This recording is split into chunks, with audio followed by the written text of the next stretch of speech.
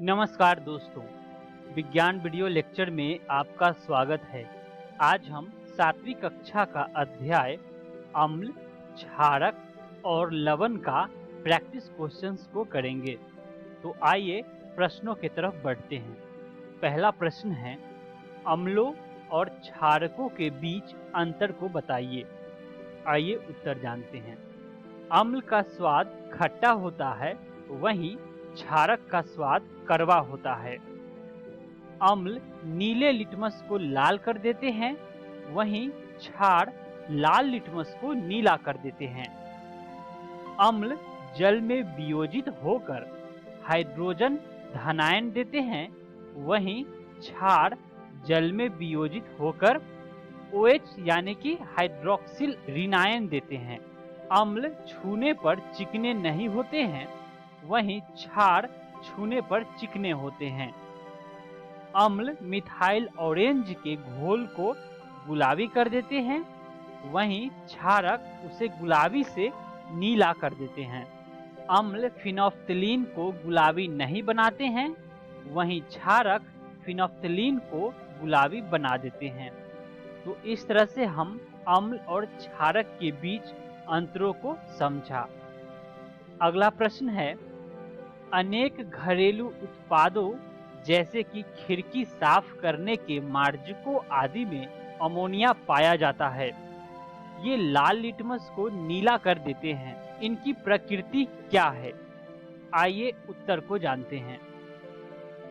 इनकी प्रकृति क्षारीय होती है, क्योंकि क्षार ही लाल लिटमस को नीला करते हैं। ये छूने पर साबुन की तरह चिकने होते हैं। अगला प्रश्न, उस स्रोत का नाम बताइए जिससे लिटमस विलयन को प्राप्त किया जाता है। इस विलयन का क्या उपयोग है? उत्तर, लिटमस विलयनों का स्रोत लाइकेनो या सैक होता है। इससे अम्ल और क्षार की पहचान की जाती है। अगला प्रश्न, क्या आसूत जल अम्लीय, क्षारकीय या उदासीन होता है? आप इसकी पुष्टि कैसे करेंगे? आइए इसका उत्तर जानते हैं। आसूत जल उदासीन होता है, क्योंकि इसमें नीला या लाल लिटमस डालने पर इसके रंग में कोई परिवर्तन नहीं होता है। यही उदासीन माध्यम या विलयन की पहचान है। अगला प्रश्न, उदासीनीकरण के प्रक्रम को एक उदाहरण देते हुए समझाइए। आइए उत्तर जानते हैं। उदासीनीकरण, अम्ल व क्षार अभिक्रिया करके लवण और पानी बनाते हैं। इसे ही उदासीनीकरण कहते हैं। आइए उदासीनीकरण के एक उदाहरण को जानते हैं समीकरण के द्वारा। हाइड्रोक्लोरिक अम्ल जमा यानी कि जोड़ सोडियम हाइड्रोक्साइड, यानी कि हाइड्रोक्लोरिक अम्ल में सोडियम हाइड्रोक्साइड को जब हम मिलाएंगे तो हमें उत्पाद मिलेगा सोडियम क्लोराइड प्लस जल प्लस उष्मा। इस अभिक्रिया में उष्मा भी निर्मुक्त होती है। तो इस तरह से हम उदासीनीकरण के प्रक्रम को उदाहरण देते हुए समझ सकते हैं। अगला प्रश्न है, दोरजी के रेस्टोरेंट में शीतल पेय की कुछ बोतलें हैं, लेकिन दुर्भाग्य से वे चिन्हित नहीं हैं। उसे ग्राहकों की मांग के अनुसार पेय परोसने हैं। एक ग्राहक अम्लीय पेय चाहता है, दूसरा क्षारकीय और तीसरा उदासीन पेय चाहता है। दोरजी यह कैसे तय करेगा कि कौन सी बोतल किस ग्राहक को देनी है? आइए इसका उत्तर जानते हैं। तीनों पेय की बोतलों में से 3 अलग अलग बीकरों में कुछ बूंदे पेय की डालेंगे। तीनों में बारी बारी से नीला लिटमस डालेंगे। जिस बीकर के पेय में नीला लिटमस लाल हो जाता है वह अम्लीय पेय है, उस पेय वाली बोतल को हम अलग कर देंगे।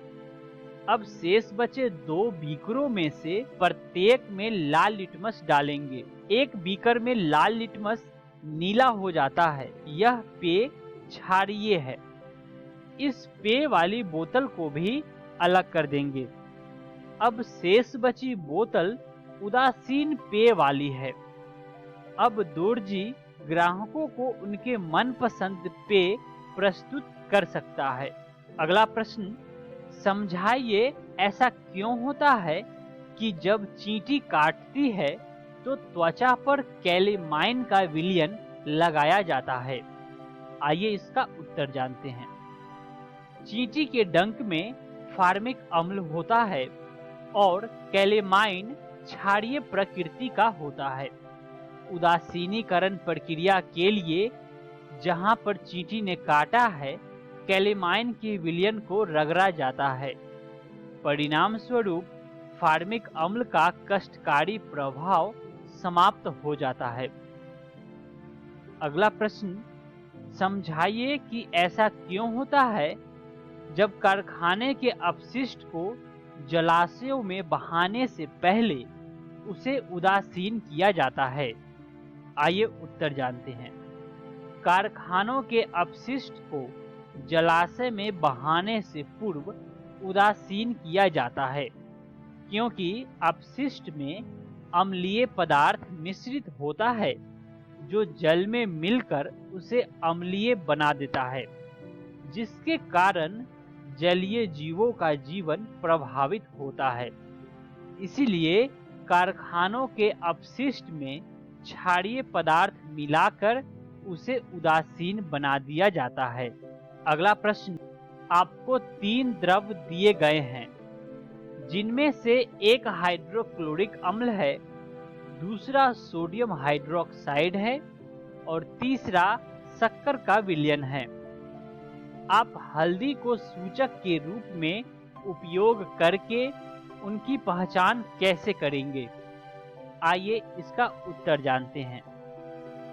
तीनों द्रवों को 3 अलग अलग परख नलियों में हम लेंगे। सबसे पहले तीनों परख नलियों में हल्दी पत्र की पट्टियां काटकर डालेंगे। एक परख नली में हल्दी पत्रों का रंग लाल भूरा हो जाता है, अतः इस परख नली में सोडियम हाइड्रोक्साइड, जो कि क्षारीय होता है, उसका विलयन है। अब इसी परख नली में से अन्य 2 परख नलियों से थोड़ा थोड़ा यानी कि अलग अलग विलयन डालेंगे। हम देखते हैं कि एक परख नली में से लाल भूरे रंग के विलयन का रंग गायब हो जाता है, जबकि दूसरी परख नली के विलयन से ऐसा नहीं होता है। लाल भूरा रंग गायब करने वाला विलयन हाइड्रोक्लोरिक अम्ल है, जबकि तीसरी परख नली में शक्कर का विलयन विद्यमान है। अगला प्रश्न, समझाइए ऐसा क्यों होता है कि जब आप अति अम्लता से पीड़ित होते हैं तो प्रति अम्ल की गोली लेते हैं? उत्तर, हम ऐसा इसलिए करते हैं ताकि प्रति अम्ल की गोली अम्ल के साथ अभिक्रिया करके उसे उदासीन बना दे, जिससे उत्पन्न पीड़ा बंद हो जाएगी। अगला प्रश्न, सूचक किसे कहते हैं? किन्हीं 2 सूचक के नाम बताइए। अम्ल तथा क्षारक पर इनका क्या प्रभाव पड़ता है, समझाइए। आइए उत्तर जानते हैं। पदार्थों को चखे या छुए बिना पदार्थ अम्लीय है या क्षारीय है, इसका परीक्षण और पता लगाने के लिए कुछ विशेष प्रकार के पदार्थों का उपयोग किया जाता है, जिन्हें हम सूचक कहते हैं। सूचक अपना रंग परिवर्तित करके पदार्थ की प्रकृति के बारे में बताते हैं। 2 सूचकों के नाम हैं लिटमस, हल्दी। अम्ल एवं क्षारकों का सूचके पर प्रभाव अम्ल लिटमस के नीले रंग को लाल तथा क्षारक लिटमस के लाल रंग को नीला कर देते हैं। अम्ल एवं क्षारक को हल्दी के घोल में मिलाने पर लाल रंग आता है। तो इस तरह से हम अध्याय अम्ल, क्षार एवं लवण का महत्वपूर्ण प्रश्नों को अभ्यास कर चुके हैं। आशा करता हूं कि आप सभी को आज का सभी महत्वपूर्ण प्रश्नों को अच्छे से समझ में आए होंगे। मिलते हैं अगली वीडियो में एक नए अध्याय के साथ। धन्यवाद।